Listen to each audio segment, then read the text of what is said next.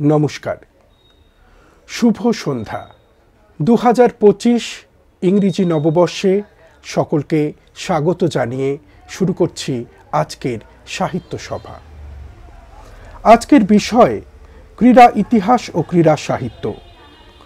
মানুষের সাংস্কৃতিক জীবনের সঙ্গে অপরিহার্যভাবে যুক্ত খেলাধুলা।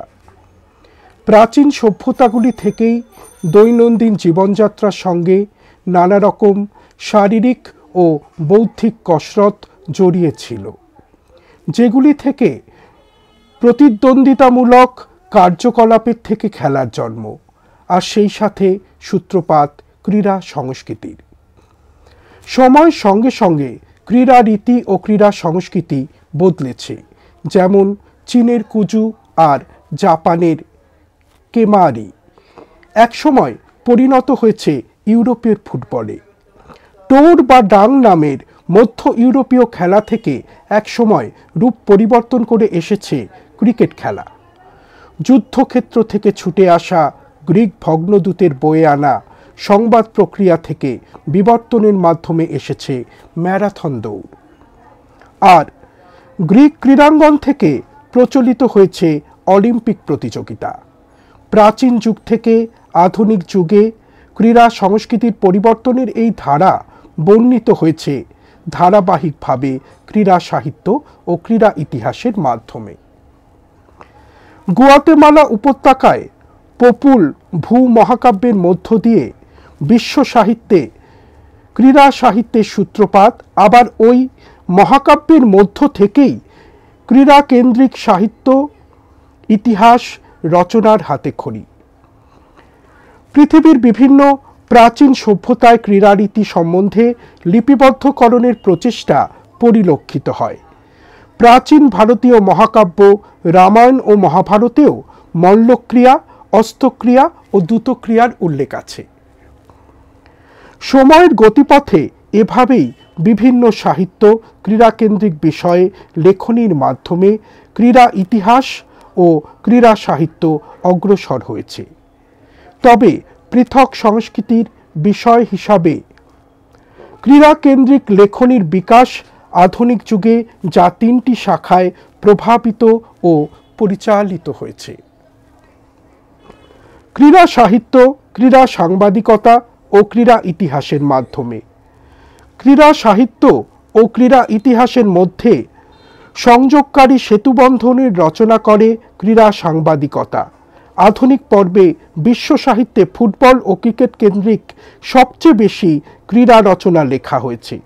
ফুটবলকে কেন্দ্র করে যেখানে ক্রীড়া ইতিহাস ও ক্রীড়া সাংবাদিকতা নির্ভর রচনা রচিত হয়েছে, সেখানে ক্রীড়া চর্চা কেন্দ্রিক রোমান্টিসিজম বেশি বর্ণিত হয়েছে ক্রিকেট কেন্দ্রিক রচনায়।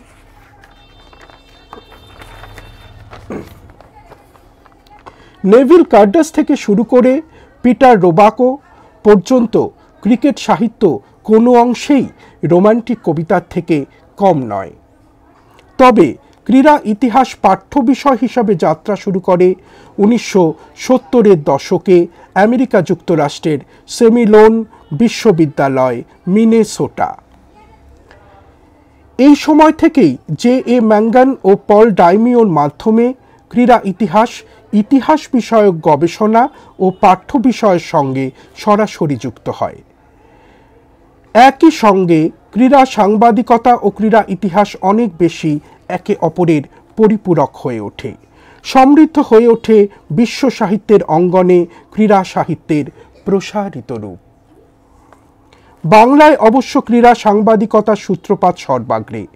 1911 সালের ঐতিহাসিক IFA চ্যালেঞ্জ শিল্ডের ফাইনালে মোহনবাগানের ঐতিহাসিক জয়কে কেন্দ্র করে অমৃতবাজার পত্রিকায় প্রকাশিত গণেশ মল্লিকের প্রতিবেদনের মাধ্যমে।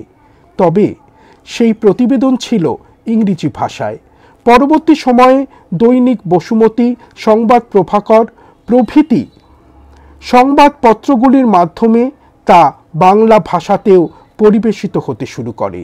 যুগান্তর পত্রিকা ছিল ক্রীড়া সংবাদকে জনপ্রিয় করার পরবর্তী ধাপ, এবং স্বাধীনতা পরবর্তী সময়ে আনন্দবাজার পত্রিকায় মাঠ ময়দান কলামে মাধ্যমে বাংলা সংবাদপত্রে খেলার খবরের জন্য পৃথক জায়গা করে নেওয়ার সূত্রপাত ঘটে। 1940-এর দশক থেকে বাংলা সাহিত্য আলাদা আলাদা করে সৃষ্ট হতে শুরু করে ক্রীড়া সাহিত্য।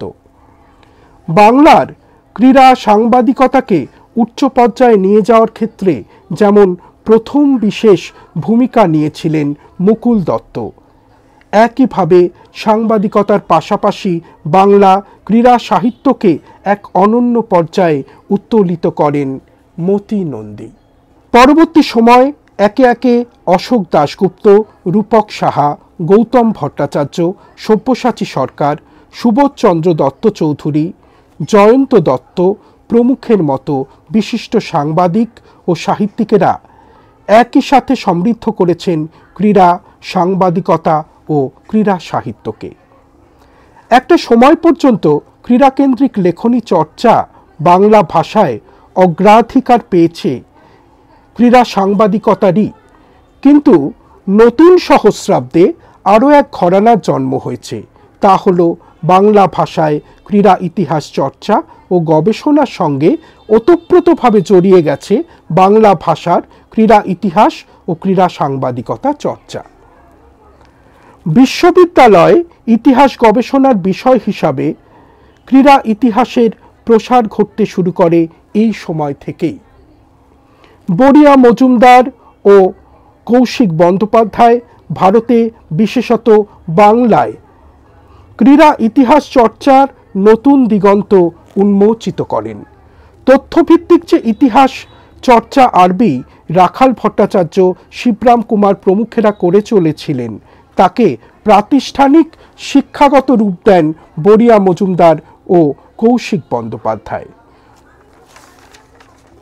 বড়িয়া মজুমদার যেখানে সাংবাদিকতা ও ইতিহাস গবেষণার মেলবন্ধন ঘটিয়ে বাঙালির ক্রীড়া চর্চাকে বিশ্ব আঙিনায় উপস্থিত করেন, সেখানে পরবর্তী প্রজন্মের মধ্যে এক সামাজিক বিষয়ভিত্তিক গবেষণার সুযোগকে উন্মোচিত করেন কৌশিক বন্দ্যোপাধ্যায়। পরবর্তী সময়ে শুভ্রাংশু রায়, অমিতাভ চট্টোপাধ্যায়, পারমিতা রায়, শম্পা ঘোষ, দেবাশিস মজুমদার প্রমুখের মাধ্যমে ক্রীড়া ইতিহাস ও ক্রীড়া সাহিত্য চর্চার বিকাশ ও প্রসার ঘটছে অতি দ্রুত।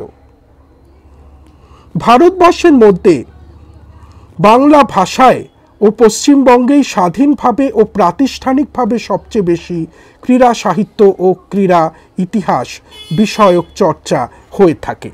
তাই খেলাধুলার মতো বাঙালির আপন করে নিয়েছে ক্রীড়া চর্চাকে বিভিন্ন লিখিত মাধ্যমকেও। ফুটবল ও ক্রিকেট বাঙালির কাছে সবচেয়ে জনপ্রিয় দুটি খেলা। এই দুটি খেলাকে কেন্দ্র করে ইতিহাস গবেষণা ও সাহিত্য সৃষ্টির উদাহরণ সবচেয়ে বেশি। বর্তমানে অবশ্য অন্যান্য খেলাধুলাকে কেন্দ্র করে বহু গবেষণা ও সাহিত্যের অবতারণা ঘটেছে। তবে ফুটবল ও ক্রিকেটে অনালোচিত দিকও এখনও অনেক রয়েছে। তাই এই সাহিত্য সভার একেবারে বিষয় ক্রীড়া সাহিত্য ও ক্রীড়া ইতিহাসে আমরা আলোচনায় যোগ দেব মূলত বাঙালির এই দুই সবচেয়ে খেলাকে কেন্দ্র করে সৃষ্ট হওয়া সাহিত্য ও ইতিহাসকে সামনে রেখেই। দুটি বিষয় নিয়ে আমাদের সামনে পৃথক পৃথকভাবে তাদের আলোচনা উপস্থাপন করবেন আজকের সাহিত্য সভার দুই বক্তা, অধ্যাপক ডক্টর শুভ্রাংশু রায় এবং অধ্যাপক ডক্টর দেবাশিস মজুমদার। যেটি উপস্থাপনা করলাম সেটি অধ্যাপক ডক্টর দেবাশিস মজুমদারের সৌজন্যে প্রাপ্ত। নমস্কার।